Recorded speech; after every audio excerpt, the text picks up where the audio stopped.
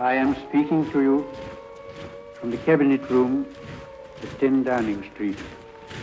This country is at war with Germany. His action shows convincingly that there is no chance of expecting that this man will ever give up his practice of using force to gain his will. This symbol didn't always represent hate. The swastika is a sacred symbol of luck or well-being in Hinduism, Buddhism, and Jainism. And for Native Americans, the swastika symbolizes creation, expansion, and connection. Tragically, in 1920, Adolf Hitler adopted the swastika as the symbol of the Nazi Party and put it at the center of the German flag.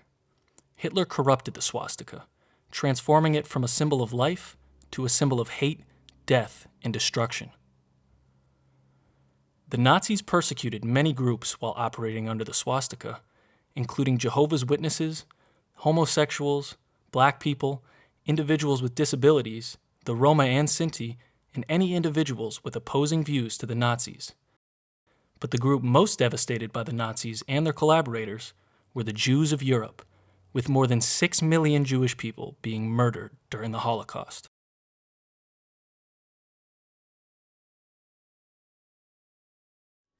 My name is Magda Bader, and I'm a survivor of the Holocaust.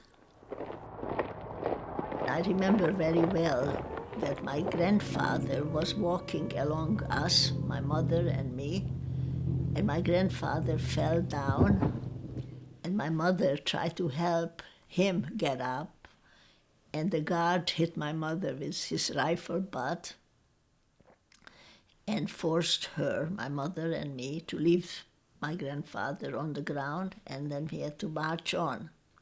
You can imagine when you see your grandfather on the ground and you have to march on and not knowing where you're going to be or where are the other family members. It's not erased out of your head even today. We were given orders to get out of the cattle cars fast, and we were told that we will see each other in sort of a kind of a voice that you try to believe that they were meaning what they said. I was holding on to one of my sisters and my mother's hand, and I was going to go with my mother because even though I just turned 14, but I looked like 10 or 12. And I was very attached to my mother. And because of the orders that you got and were told that you will see each other, I sort of let my mother's hand go, and so she went with my sister and the baby, and I went with my three sisters. And that's the last time I saw my mother and my father and my sister with the baby.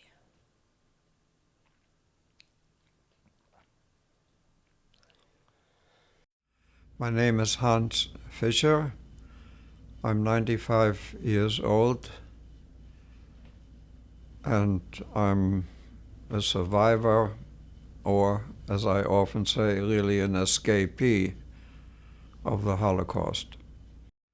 I think it's important for people to learn about the Holocaust because it is undoubtedly one of the worst and most horrible events in human history in terms of the numbers of people who were murdered, the manner in which they were murdered, and all the events that surround that period.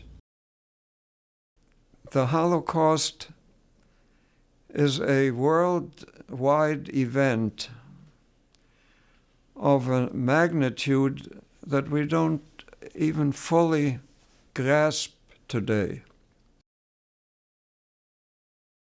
Besondere keiner mehr dann in Deutschland leben wird.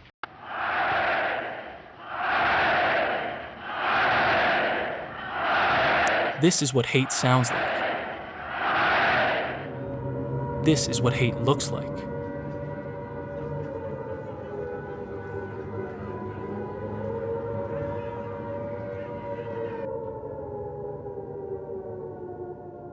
Though the Holocaust ended in 1945, the swastika did not disappear. Anti-Semitic vandalism on Long Island has shocked residents of Port Washington. We see it today. We see it on buildings. New tonight, police are looking for the man who drew symbols of hate outside a synagogue in Queens. In cemeteries, at school. Police found hateful images, including a swastika, spray-painted on the side of the building. And even on people. Although the symbol is outlawed in some countries, in the USA, it's protected by freedom of speech. But make no mistake, where there is a swastika, there is hate. Hatred of Jewish people, people of color, disabled individuals, and more. Where there are swastikas, there is hate. Well, when I see today swastikas and the hatred, that's what hurts me. After close to 8 years, we have to still experience this hatred, and anti-Semitism is very, very depressing to me. That symbol, the swastika, always gave me pangs of fear. It was about as common as it could possibly be. So the swastika, as I said, was a symbol of fear for me.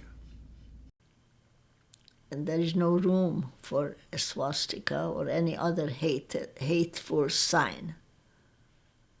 It's not a joke, it's serious, because they can hurt a lot of people by that.